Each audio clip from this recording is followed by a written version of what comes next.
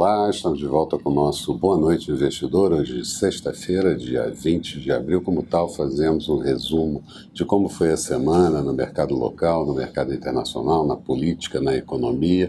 E eu lembro que associado a esse vídeo temos um texto com maior volume de informações. Mas eu começo lembrando que a semana começou ainda sob intensa volatilidade, mas o noticiário geopolíticos e dados da economia foram melhorando no correr da semana e os mercados passaram a assumir uma direção mais consistente. Melhor exemplo disso é que o Dow Jones chegou a trabalhar no campo positivo computado o ano de 2018 ao longo da semana, mas encerrou a semana novamente com queda de 1 ponto percentual. E aqui na B3, conseguimos, ao longo do período, romper uma zona de resistência em 85.500 pontos, como vínhamos lembrando já há algum tempo. Mercado local, tivemos ainda o vencimento do mercado de opções na segunda-feira, o vencimento de índice futuro na quarta-feira, e isso sempre agrega um pouco mais de volatilidade. O período começou tendo que ajustar expectativas com relação ao ataque feito pelos Estados Unidos e aliados contra a Síria por conta de uso de armas químicas contra civis de Duma, e também continuou a causar efeito nos mercados as disputas comerciais a partir da tarifação imposta pelos Estados Unidos, mas que foi perdendo força durante o conjunto da semana. No cenário internacional, a China acabou trazendo boas notícias. O governo anunciou um incentivo às empresas estatais de porte para ampliarem importação, e isso reduz tensões com os Estados Unidos e permitiu acesso de investidores estrangeiros ao setor automotivo chinês. Também tivemos a divulgação do PIB referente ao primeiro trimestre, uma expansão de 6,8%, maior do que estava sendo previsto, e a produção industrial crescendo 6% anualizada para março, e as vendas no varejo com alta boa de 10,1% também anualizada. Investimentos em ativos fixos anualizado para o primeiro trimestre do ano observaram alta de 7,8%. Já no Japão, Shinzo Abe, primeiro-ministro, encontrou-se com Donald Trump e ambos concordam em discutir o livre comércio entre os Estados Unidos e o Japão, destacando também que a inflação no Japão, medida pelo CPI do mês de março, preço ao consumidor, desacelerou para 1,1%, quando a perspectiva era que ficasse em 1,5%. O núcleo continuou abaixo de 1%, em 0,9%. O Banco Central Europeu, o BCE, declarou que a expansão da economia é resultado de política monetária eficaz e que a inflação ainda não atingiu os critérios dados como correto pelo Banco Central Europeu. Na zona do euro, a inflação medida pelo CPI, para o preço ao consumidor de março, mostrou expansão de 1,3% e o núcleo subindo somente 1 ponto percentual, aquém da meta estabelecida pelo Banco Central Europeu de 2%. O tema central do encontro do FMI em Washington, ocorrido na foram as reformas. Christine Lagarde, diretora-geral do Fundo Monetário, falou muito sobre isso, inclusive sobre a corrupção e governança corporativa. Disse que os países devem promover o comércio multilateral e o sistema financeiro melhorar a resiliência. Ainda segundo Lagarde, a normalização monetária pode causar ajustes súbitos, principalmente com os mercados, com a volatilidade que vem demonstrando.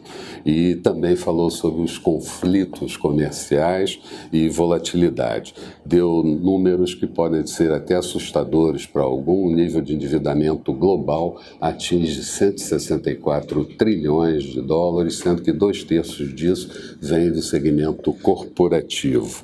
Indo para os Estados Unidos, Donald Trump disse que vai fazer mesmo um encontro com Kim Jong-un, da Coreia do Norte, depois de ter vazado na imprensa que seu futuro secretário teve um encontro no período de Páscoa, Mike Pompeo. Tivemos ainda Na semana, uma suavização da troca de farpas entre Estados Unidos, China e Rússia, e também tivemos alguns indicadores sendo divulgados. O índice de atividade industrial do Fed de Nova York mostrou queda para 15,9 pontos, a expectativa era que ficasse em 19,1 pontos. O mesmo indicador calculado pelo Fed de Filadélfia subiu para 23,2 pontos. Tivemos ainda a produção industrial veio acima do previsto, com uma alta de 0,5%, e estoques de petróleo e gasolina declinaram, dando força ao preço do petróleo durante o final da semana. Aliás, o barril de petróleo na semana bateu o maior patamar dos últimos 3 anos e meio. Dirigentes de Feds regionais falaram durante a semana, alguns de forma comedidas, outros de forma mais dura sobre a elevação da taxa de juros, mas de qualquer forma ainda ficamos entre aquele 3 vezes em 2018 ou 4 vezes. De qualquer forma, são aspectos que o mercado terá que reavaliar. No cenário local, começamos a semana com a pesquisa divulgada no final de semana pelo Datafolha. Lula, mesmo preso e mesmo sem ser candidato, porque não deve ser candidato por ser ficha suja, ainda aparece liderando as pesquisas, e a surpresa ficou por conta dos quase 10% atingido pelo neófito Joaquim Barbosa.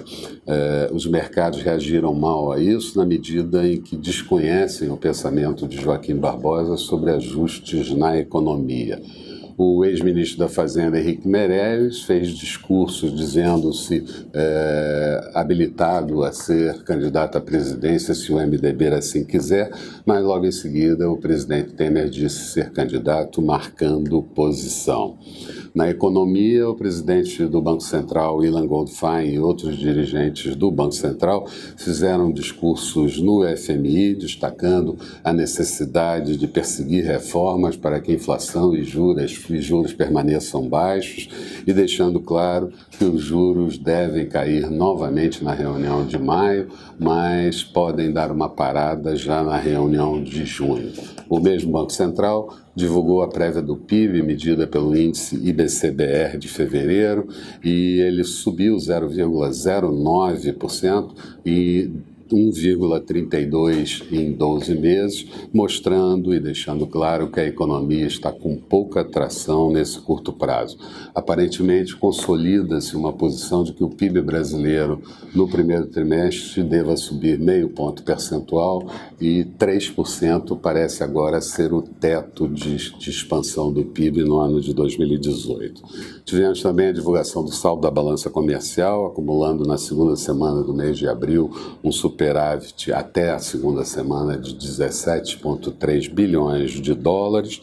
Tivemos ainda a divulgação da prévia do índice oficial de inflação, medido pelo IPCA 15. Ele acelerou para 0,21 pontos, vindo de anterior em 0,10, e no ano atingindo uma inflação de 1,08%, o menor indicador desde o Plano Real.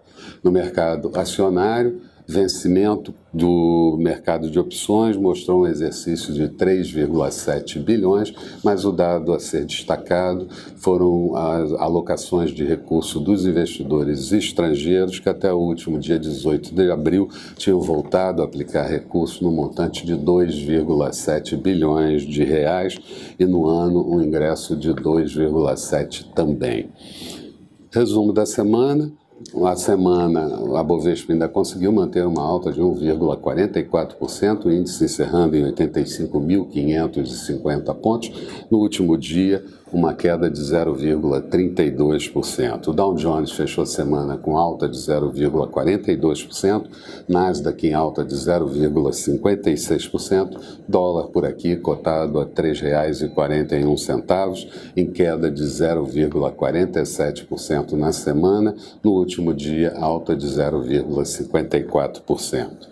Falando um pouco das expectativas para o próximo período, durante a semana que passou, chegamos a ficar bastante bastante animados com a perspectiva do mercado, depois de ter rompido duas zonas de suporte em 83.900 e 82.900, ele voltou a subir, engatou uma valorização e também vazou para cima a zona de resistência em 85.500 pontos, o que retirava o índice de um período de congestão e de indefinição que permanece com algumas falhas, mas desde o final do mês de janeiro.